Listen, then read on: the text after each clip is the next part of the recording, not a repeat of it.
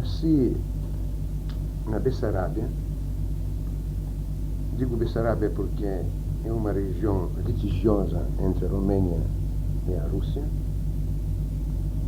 No tempo na época do meu nascimento, era russo.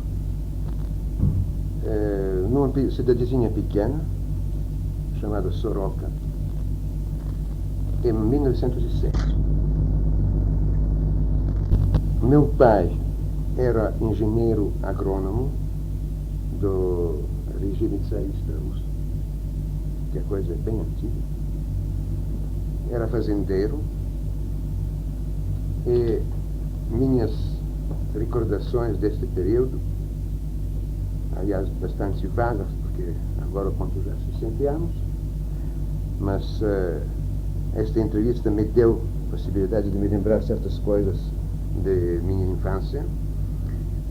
O que me ficou na minha memória foram os passeios com meu pai, coletando plantas, minerais, várias coisas da natureza, conversando com ele e tomando um certo gosto para as ciências naturais. Depois, em 1917, minhas recordações são ligadas com a Revolução Russa. Me lembro particularmente um enterro dos heróis que foram achados numa ilha, enterrados pelo regime czarista, numa ilha de Mar Negro, que foram desterrados e foram sepultados com honras. Eu me lembro destas massas enormes desfilando dentro das ruas da grande cidade onde nós morávamos naquela época, que era Odessa, aliás, uma cidade heróica da última guerra. E esses são os, talvez, mais marcantes lembranças da minha infância. Eu devia ter 10 anos nesta época, 1917. Me lembro também desta época que talvez foi na origem de minha vocação de pintor e de um pintor sempre pesquisador. Que naquele tempo o que reinava muito na Rússia revolucionária foi o futurismo russo, que evidentemente tinha ligações com o futurismo italiano, mas era uma coisa especialmente revolucionária russa. Que o futurismo russo nunca se tornou apoio do fascismo, como isso aconteceu com Marinetti. E naquele tempo eu comecei, praticamente criança de 11 anos, comecei a pintar quadros futuristas. Agora, tem um período de um ano, você tem esse negócio aqui, esse traço, esse gesto, né? 59. 59, é isso. A partir de 58, inclusive ele vai para os Estados Unidos, faz uma exposição em 57, né? 58, volta em 58, fica 6 meses lá, em Nova York, e acho que fez uma influência muito grande sobre todo o trabalho informal do Rothko, né, toda aquela, teve uma força muito grande para ele. Ele já tinha soltado, mas soltou de vez. Então, tá vendo? Daí começa, essa é uma parte gestual que vai, nem sei de quando é, 60 ainda tem, tá vendo? Depois isso daí se tornam os meteoritos, ainda é especial, eu chamo isso meteoritos, mas ele chama de elança, como um movimento de pedra, ainda no espaço e tal. Tá vendo? Isso aí teve uma fase grande dos meteoritos. Eu chamo isso meteorito, mas... Esse aqui quase tem uma ave, uma chegada aérea. Você tem algumas coisas. Você pode achar que é uma águia tentando de atacar, mas aí é interpretar que nem que você lê nuvem, compreende? Aí você acha tudo, compreende? Mas não é explícito como isso que eu estou vendo. Aí começam os primeiros buracos aqui, que já aparecem antes, os primeiros buracos, tá vendo? Essas aquarelas que eu te falei, ele fazia as aquarelas antes de fazer as telas. Isso é aquarela, tá vendo? Aqui é tela, aqui é aquarela, tá vendo? Aqui já são massas de Você tem a matéria mesmo que aparece com a pedra, já tem um relevo, já tem um volume. Aquarela não, a aquarela é só transparência e já. Tá vendo? Tá vendo? Aqui são pedras maiores. Eu chamo isso de pedra, mas pode chamar do que quiser. Ele não chamava, acho que de pedra, não sei. Ele botava nomes que eu não sei muito bem como é que. Aí começa, esse daqui, começa Carrémont, ele é meio espacial, mas aí a questão da abertura, que a abertura você pode ser representado como tanto alguma coisa que abre para alguma coisa, como alguma coisa que abre para o nada também. Isso acho que o Flusser deve ter dito um tipo de coisa desse estilo, né? Que daqui a abertura é um rasgo, né? É um rasgo no ser. Então daí aqui você aparece de modo muito nítido, porque ele faz aqui, tem um relevo, sabe? É uma casca praticamente. Aqui não dá muito bem para ver, mas tá vendo? Isso daqui é uma casca, como se a pele se arrebentasse, compreende? Faz uma real abertura.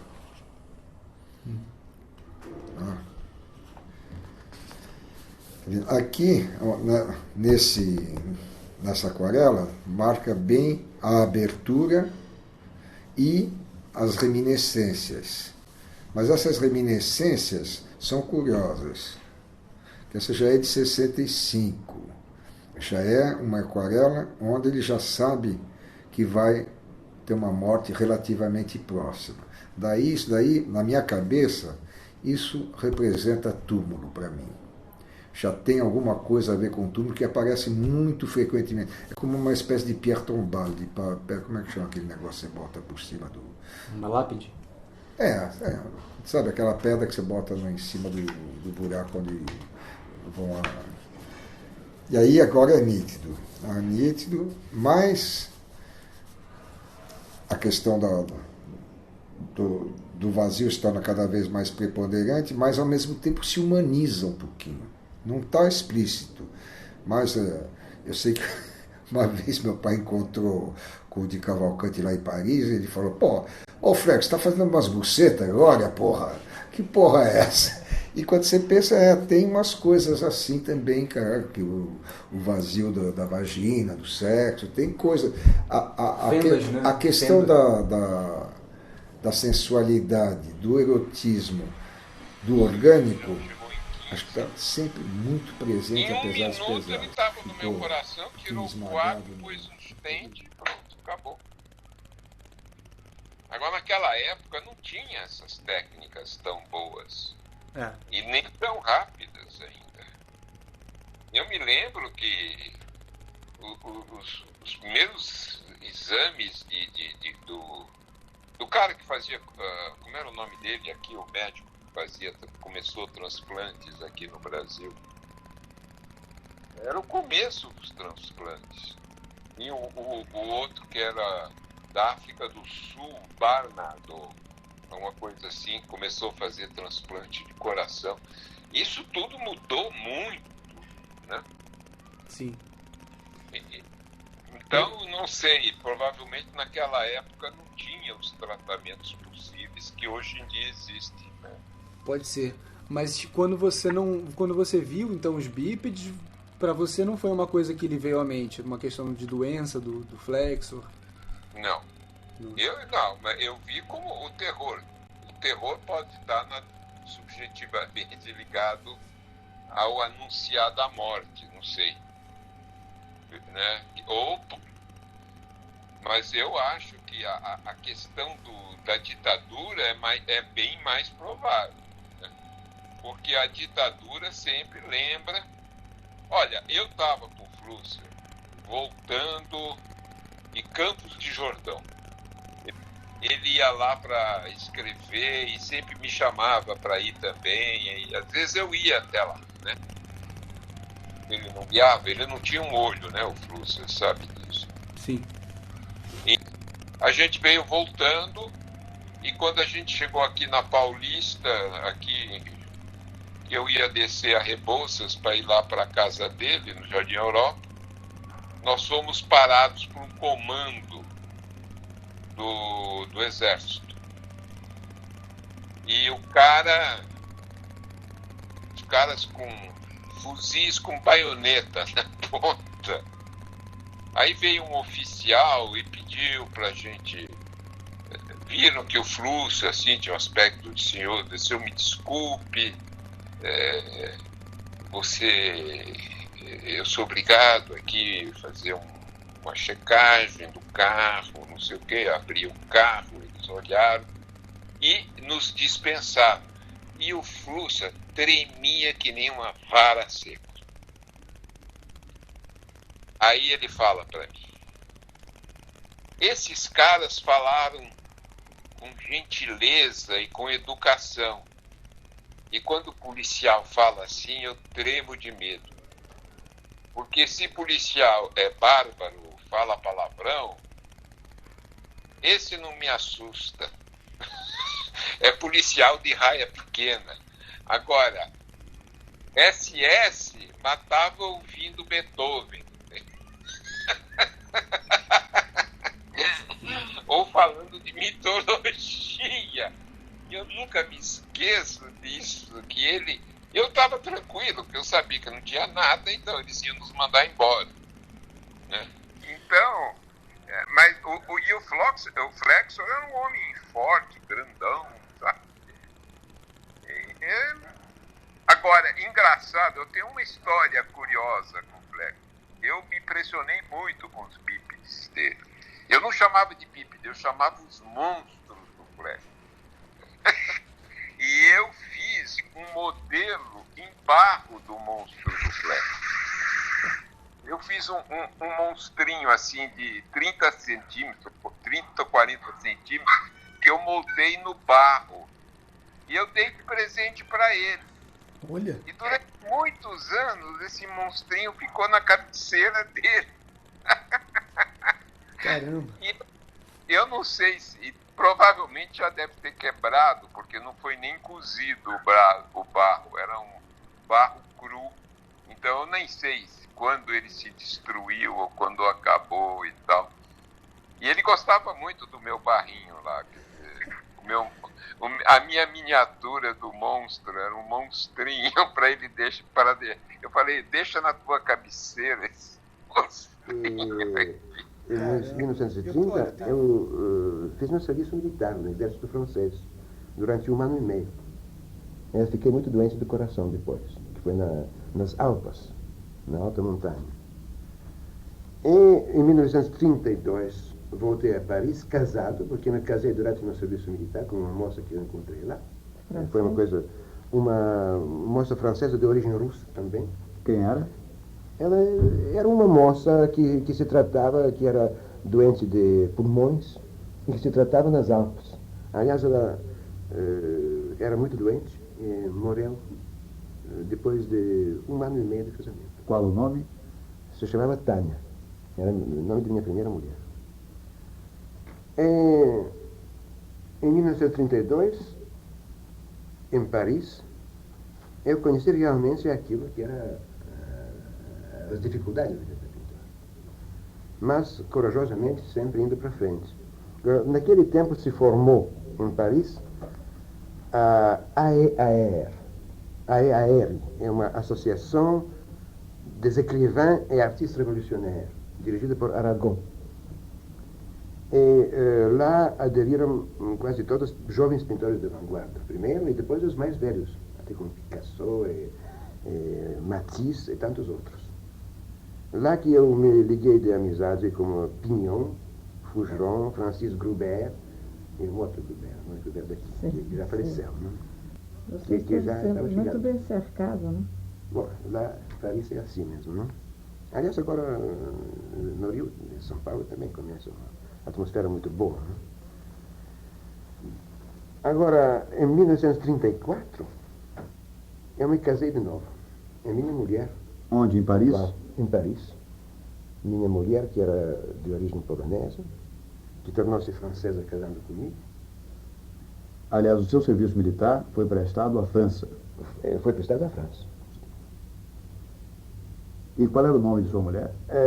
Margot, ela chama Margot, um belo nome tradicional francês, que implica tanta coisa, né? Muito belas coisas. Hoje faz isso desde 1934. 34 anos de casamento. É a sua esposa atual? A minha esposa atual, que infelizmente não pôde vir hoje. Naquele período eu comecei já a ficar bastante conhecido também pelo... Ele dizia assim, eu sou um reacionário. Para mim a arte acabou no século XIX e, não vou dizer, e nem os impressionistas ele tolerava. Aí o filho dele, que era um músico, estava estudando em Nova York, ele foi visitar o filho e foram juntos ao MoMA. Ele foi dizer que foi num tédio horroroso. Então ele estava passeando lá sem muito o que fazer, tentando assistir aquele interesse do filho. O filho é um flautista.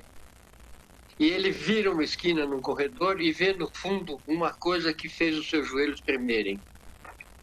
O Milton Vargas contando. Aí ele ficou tão emocionado que ele mal conseguia andar para chegar lá. Quando ele chegou, ele foi ver a etiqueta.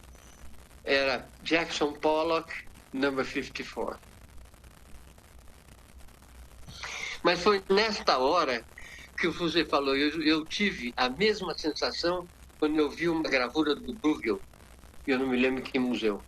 Mas segundo ele, era um porco fugindo de um cachorro, avançando sobre a pessoa que estava olhando.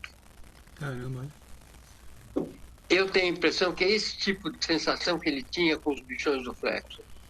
Só que ao contrário, não tinha nada avançando sobre ele, tinha algo mostrando-lhe o vazio.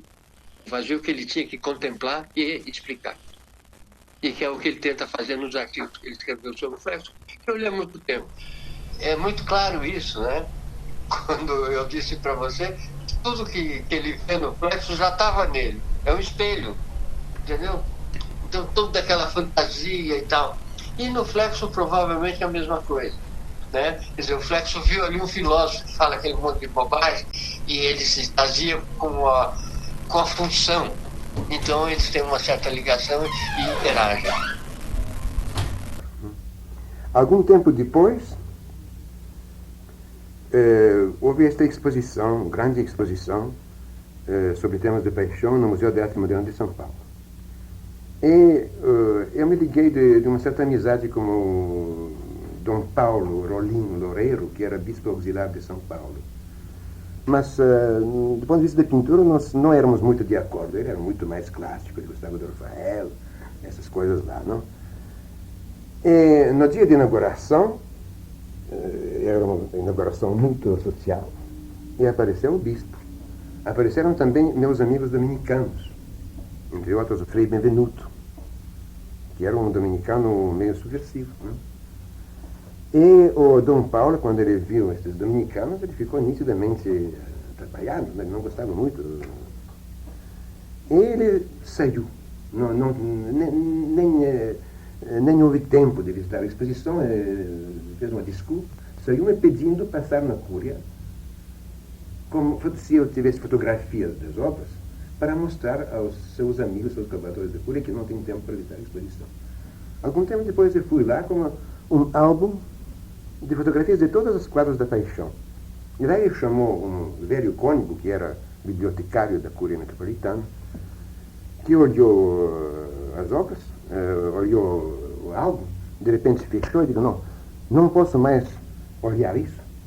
E depois disso a gente não dorme. Então eu digo, mas é isso, monsenhor, que eu estou procurando. Para a gente não dormir, ter pesadelos depois de ter visto a Paixão de Nosso Senhor. E também houve mais um inimigo, não há dúvida, não? E pouco tempo depois...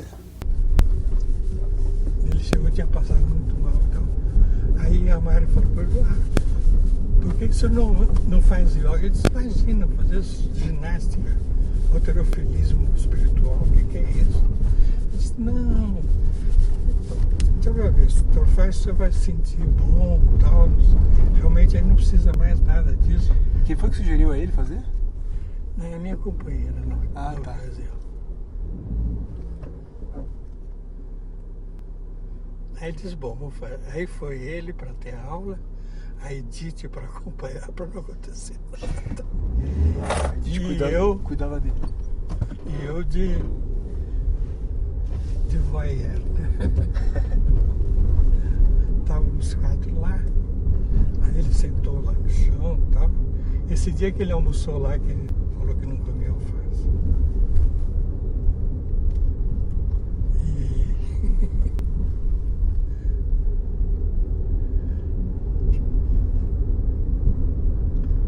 Tinha posto uma camiseta, tava com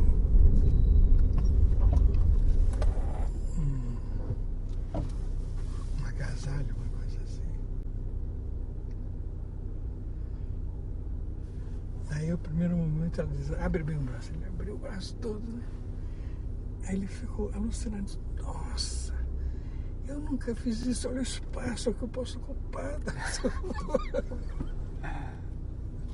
Quase que acabou a aula. Ele ficou enfim, ficou uns bons minutos lá de crescido. Vendo o novo gesto de que ele era capaz. Então, mas aí que tá. Ele tinha uma coisa do que ele via. Ele vem de Praga, esse cara. Observando a floresta. Para eu poder observar a floresta, eu preciso dirigir a ela um determinado tipo de olhar. E esse olhar pode ser assim descrito. Eu admito a floresta como algo que pode ser visto independentemente de mim. Eu coloco, portanto, a floresta como objeto e coloco-me a mim próprio como sujeito observador da floresta.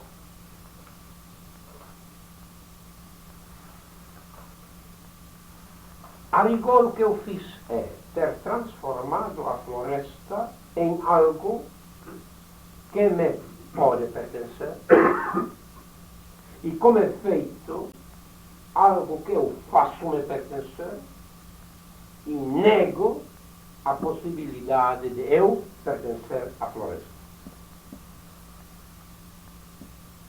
Um tal olhar objetivante é antinatural. E isto significa caracteristicamente humano. É antinatural porque pressupõe que o homem se tirou a si próprio da natureza e virou 180 graus contra ela. Bom, os senhores sabem que existe uma tese a do existencialismo de que tal posição caracteriza o homem moderno. E, como efeito, esta composição é a posição fundamental que possibilita as ciências da natureza. É a partir desta posição que as ciências da natureza partem.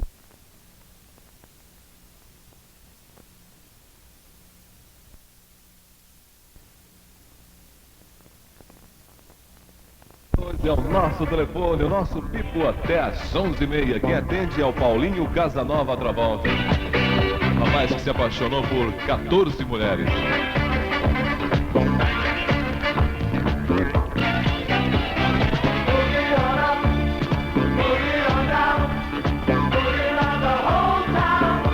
Não vá dançar, o nosso telefone, repetindo, 825-1132, vai até às 11h30, hein? A Excelsior. Ah, não. Basta dividir tudo que existe de bom da vida. Da vida. Black Coco. Black Coco.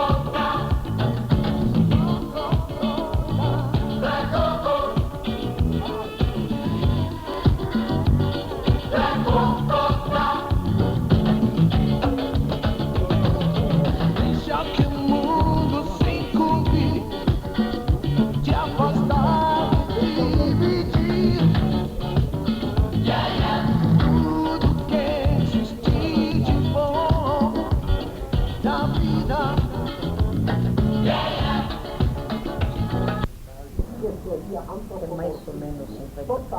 Então, assim, a imagem que eu estou te passando do Flusser, eu falei com ela, assim, um diabão. Eu me lembro, a mim o diabo é a cara, assim, que nem, não é Deus, é um gordinho, assim, andando no cor de rosa. Flusser, para mim, era a figura boa do diabo, porque o lado positivo do negro. É você falar isso, porque naquela foto que você fez daquele cartaz, uma amiga minha veio falar assim, nossa, ele tá com um óculos. Ele usava o óculos naquela cestona, puxava assim, era muito curvo. Se condensou e formou uma espécie de blocos. Aliás, o que é interessante é que formou uma espécie dessas aparências de pedras semi-preciosas brasileiras. Isso que todo mundo achou, não? Que provavelmente era assim. Que depois deste período vetorial de expansão em movimento, de novo, se condensou. E a um certo momento, eu senti necessidade de abrir estes blocos. E se formou aquilo que chamei abertura. E já a pintura tomou um caminho bem diferente. Uma espécie de necessidade existencial em relação com a vida do homem. Aquela procura da abertura, da esperança. E dentro da abertura, de vez em quando, aparece um obstáculo. Ou então, uma abertura com uma série, sucessão de planos, e no fundo, uma outra abertura. Que é uma imagem, mais ou menos, da procura humana. E, aos poucos, essas aberturas tornaram-se crateras. Os bordos da matéria se levantaram e marcaram ainda mais este caráter de abertura dentro de uma figura. Agora, uma figura não era uma figura antropomórfica, era uma figura qualquer. Uma figura ditada pelas necessidades puramente de equilíbrio plástico. Né? E de fazer, de um certo modo, não digo exame de consciência, mas exame do meu passado. Uma retrospectiva. Uma retrospectiva que, se não houvesse este caso, acho que talvez chegaria até meu último dia antes de morrer sem ter feito isso. Dizer que foi um momento muito feliz para você e para nós, podemos contar com isso, né? Aí está exatamente, Samson Flexo, uma das finalidades desse acervo do Museu da Imagem do Som, é de que não se percam memórias. E você exatamente acaba de citar um exemplo vivo que poderiam eventualmente se perder, que não se perdem a partir do momento em que hoje você fez toda uma concentração no sentido de extraí-las do mais fundo achei uma coisa magnífica. Do seu subconsciente. Pois é. De modo então que eu quero lhe perguntar se mais alguma coisa quer declarar para um esclarecimento deste seu depoimento. Acho que não só agradecer. Só agradecer pela sua atenção e pelas perguntas tão boas que nos foram feitas. Então nós encerramos o depoimento de Samson Flexo e eu registro aqui que ele veio especialmente de São Paulo para prestar o seu depoimento hoje para o Museu da Imagem do Som. Isso já disse ao começo, mas não tinha sido registrado na fita. E também, por outro lado, o museu, hoje dia feriado, dia do funcionário público no país, se abriu especialmente para recebê-lo. De modo que fica o registro nesta sua gravação desses dois fatos, da sua vinda e da abertura do museu, especialmente para fazer o seu depoimento. Este depoimento se encerra aos 5 minutos passados das 17 horas desta tarde no estúdio do Museu da Imagem e do Som. Demorou 2 horas.